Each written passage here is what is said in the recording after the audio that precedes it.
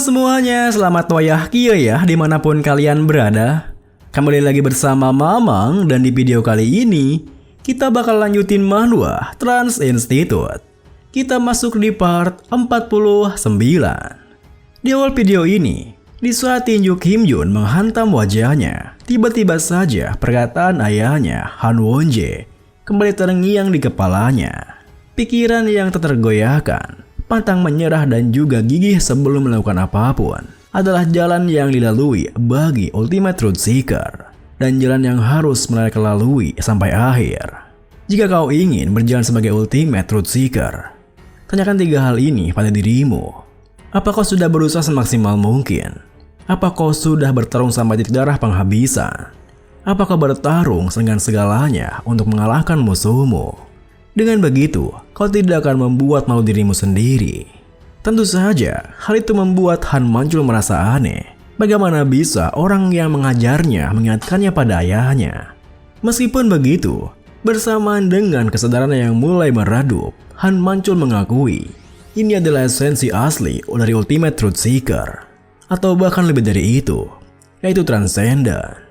Kemudian, di saat Han Manchul terkapar pingsan di arena, Kim Jun berteriak, "Tolong pikirkan kembali.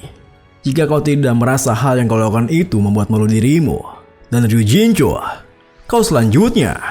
Tentu saja, teriakan Kim Jun yang ditujukan pada Ryu Jinchul membuat Ryu Jinchul sendiri yang juga tengah menontonnya mengenitkan dahinya. Meskipun begitu, kemenangan Kim Jun membuat semua orang bersukacita. Bahkan, Pak Lee, Presiden Asia Hunter, langsung mengadakan konferensi pers yang telah ia siapkan sendiri sebelumnya. Beberapa saat kemudian, di ruang VIP Exam Center, terlihat Ryu Jinchul yang tengah bertanya pada ketiga leader guild mengenai situasi publik setelah kemenangan Kim Jun.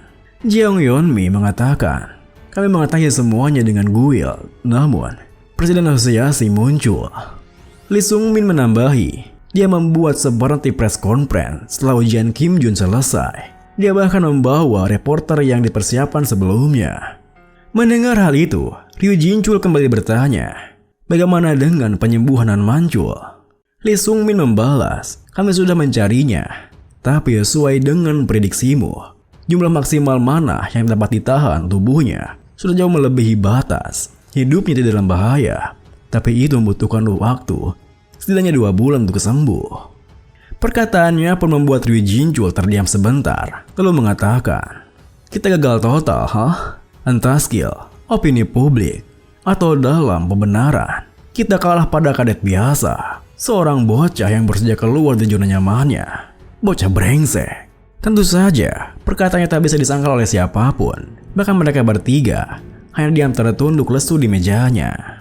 Sementara itu, di jalan pulang menuju ke akademinya, Suyeon nampak begitu bersemangat dengan kemenangan Kim Jun. Namun Minyo yang sama sekali tak mengerti akan hal itu terus saja menggerutu. Bahkan Hayeon malah merasa murung, di mana dia menyadari jikalau Kim Jun belum serius melawannya saat ujian extreme turnamen. Tentu saja Kim Jun tak bisa mengatakan apapun soal itu yang membuatnya terus berjalan meskipun Suyeon dan Minyo begitu heboh. Saat kemudian mereka pun tiba di depan akademinya. Namun, alih-alih langsung memasukinya, Kim Jun malah terdiam menatap plank nama di akademinya. Tentu saja, Mio dan Suyeon juga ikut terberhenti, lalu memperhatikannya. Mereka berdua pun berkomentar, "Tempat ini tidak seperti akademi lagi." Sedikit disayangkan, meski mereka hanya mengubah namanya. Kemudian, setelah terdiam sebentar, mereka pun berjalan masuk ke akademinya, di mana Minyo bertanya, "Apa Kim Jun sudah mendapatkan sertifikasi Hunter Rank A?" Kim Jun pun menggelengkan kepalanya. Dia masih belum yakin karena itu belum dikonfirmasi. Suyeon menimpali, "Itu hanya belum dikonfirmasi secara hukum, tapi sebenarnya secara fakta sudah kan?" Mendengar perkataannya, Minyul yang berpikiran sama mengatakan, "Benar, karena Presiden Asosiasi juga sudah mengatakannya. Kalau begitu, bagaimana dengan kita? Apa kita mendapat rang B?" Ketika mereka mengobrolkan hal itu, Suyeon dengan riang gembira membuka pintu kantor Nona Seoyun. "Kami kembali." Namun, Nona Seoyun tidak ada di sana, yang membuat Suyeon merasa aneh. Apa Nona Seoyun tidak datang juga hari ini? Minjul juga merasa ia kira Nuna Seoyun akan datang, setidaknya setelah mereka selesai dengan ujiannya. Namun, di saat Suyeon akan menanyakan hal itu pada Kim Jun yang masuk terakhir, Kim Jun sendiri tak ada di sana, di mana ia langsung berlari pergi menuju kediaman kakek Minchul. Setelah mengetahui jika Nuna Seoyun tak ada di sana, di jalannya, Kim Jun yang cemas berpikir, deadline yang diberikan oleh Sword Sign pada Nuna Seoyun adalah akhir dari ujian Pro Hunter. Artinya, fakta bahwa Nuna Seoyun belum datang ke akademi, ia masih belum menyelesaikan urusannya. Beberapa saat kemudian, Kim Jun yang tiba di depan kediaman kakek Minchul malah ditahan oleh seorang penjaga yang mengatakan, pemimpin memberikan perintah untuk tidak membiarkan siapapun masuk hari ini. Tentu saja, hal itu semakin membuat Kim Jun merasa khawatir. Meski ia bertanya, apa tak ada cara lain untuk ke sana? Penjaga itu hanya menggelengkan kepalanya. Seketika itu juga, Kim Jun berpikir, dia sudah memberikan perintah karena tahu aku akan mengunjunginya. Aku tidak berencana untuk kembali seperti ini, tapi aku tak bisa ceroboh dan merobos langsung kan? Aku harus bagaimana? Di saat Kim Jun berpikir seperti itu, penasihat Seo datang mengatakan, biarkan dia masuk. Tentu saja kedatangannya membuat Kim Jun dan penjaga tersebut terkejut. Meskipun begitu, penjaga tersebut mengatakan, tapi Tuan, pemimpin memberi perintah untuk tidak membiarkan siapapun masuk. Mendengar hal itu, penasihat Seo menekankan, tak apa, aku akan bertanggung jawab. Dengan begitu, si penjaga pun membuka pintunya, di mana penasihat Seo meminta Kim Jun untuk mengikutinya. Kemudian, setelah berjalan tanpa mengatakan apapun, mereka berdua pun tiba di ruang latihan, di mana nampak Nuna Seoyun yang duduk bersimpuh di depan kakek Minchul. Tentu saja, Nuna Seoyun terkejut menyadari kedatangannya. Namun, hal itu malah membuat kakek Minchul merasa marah, di mana ia mengeluarkan kekuatan tekanannya yang begitu besar. Sembari mengatakan, sudah ku bilang untuk tidak mengizinkan siapapun masuk. Apa kau mengembalikan perintahku? Seketika itu juga, penasihat Seo jatuh terduduk karena tak bisa menahan tekanannya. Namun, tekanan tersebut tak berefek pada Kim Jun, yang kini melangkah mendekat menuturkan, maafkan aku, Sword Sign, tapi aku harus mengunjungimu karena ada yang ingin aku bicarakan. Meskipun aku kurang ajar. Tentu saja, melihat Kim Jun yang nampak biasa saja di tengah tekanan miliknya, membuat kakek Minchul mengenitkan dahinya berpikir, bocah nakal, dia sudah lebih kuat dalam waktu yang singkat. Dia bukan lagi bocah nakal seperti saat pertama kali bertemu. Dia sekarang bocah yang harus kuhadapi dengan sungguh-sungguh. Meskipun begitu, aku tak akan melunak padanya. Dengan pikiran seperti itu, kakek Minchul membalas, tak ada yang perlu kita bicarakan. Pulanglah, deadline sudah berakhir. Pada saat itu, kakek Minchul mengatakan itu bukan tanpa alasan. Apa yang ia tawarkan adalah kualifikasi minimum. Jika cucunya tidak bisa mencapai kualifikasi itu, cucunya akan hanyut dan berakhir dengan menyalahkan diri sendiri hingga menderita. Itu jauh lebih buruk daripada tidak bisa bersama dengannya.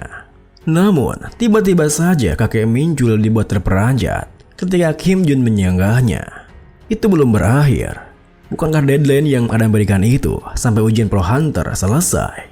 Perlu Anda ketahui, ujian Pro Hunter belum selesai. Kakek Minchul yang terpancing emosi pun berkata, omong kosong macam apa ini? Ujian Pro Hunter sudah berakhir. Fakta bahwa kau ada di sini, bukankah kau sudah jadi bukti?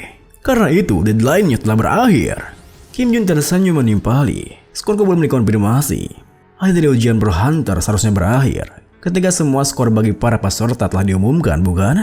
Skor untuk ujian terakhir, personal combat proficiency, belum diumumkan.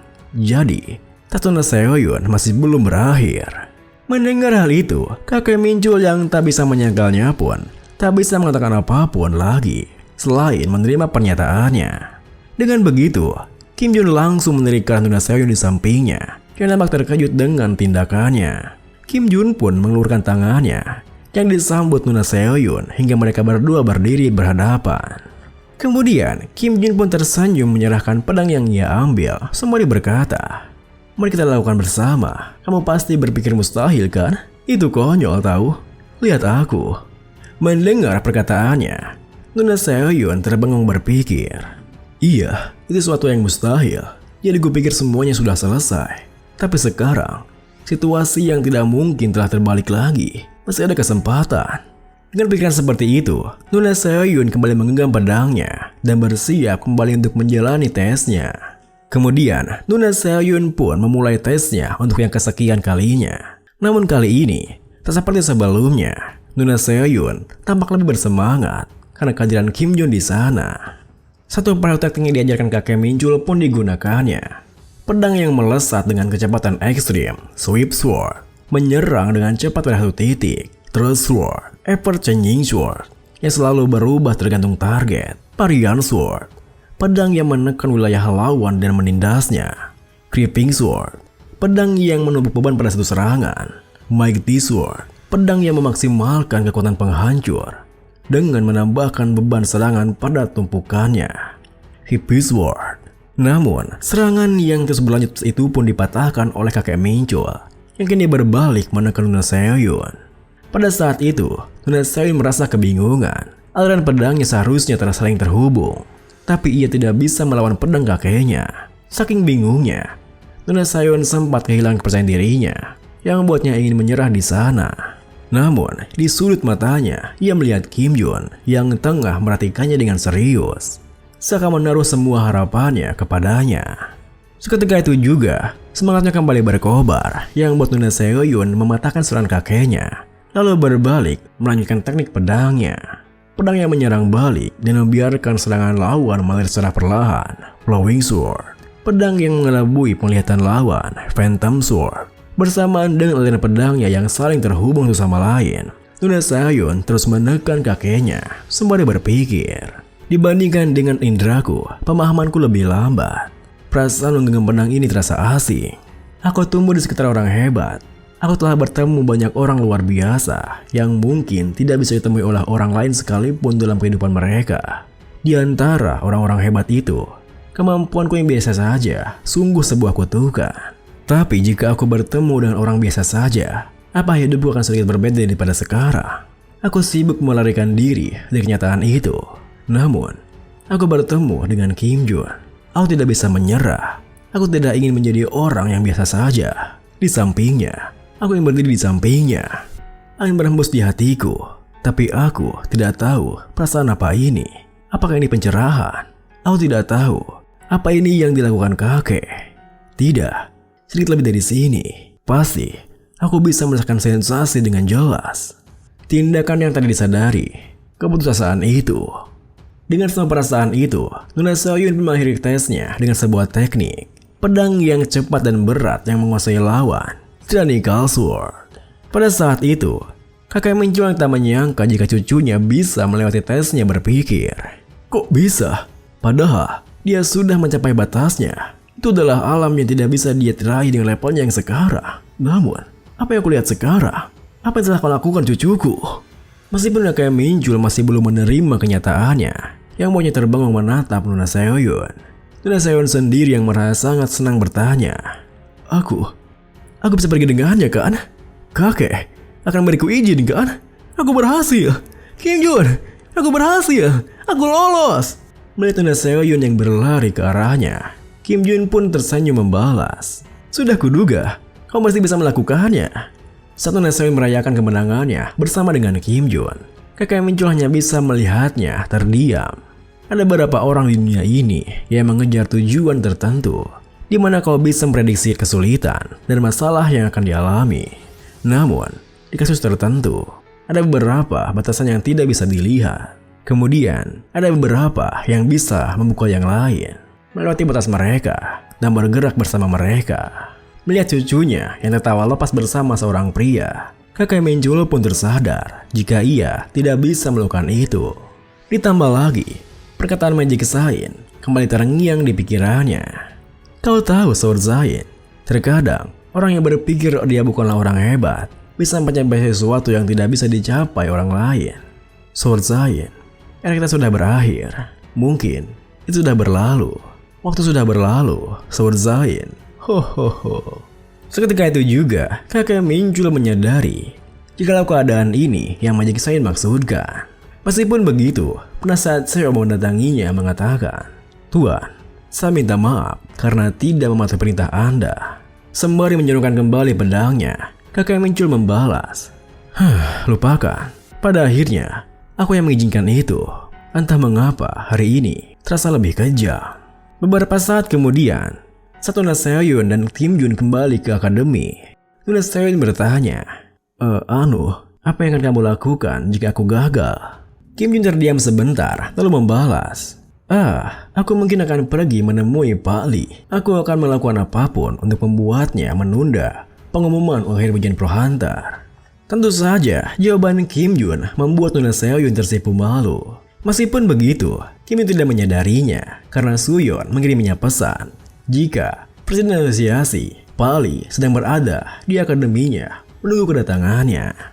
Video ini pun diakhiri dengan Kim Jun pun melambaikan tangannya pada Nuna Seoyun, memintanya untuk bergegas karena banyak orang yang tengah menunggu mereka sekarang. Mendengar hal itu, Nuna Seoyun pun tersenyum dan langsung berlari ke arahnya. Tunggu aku, sayang.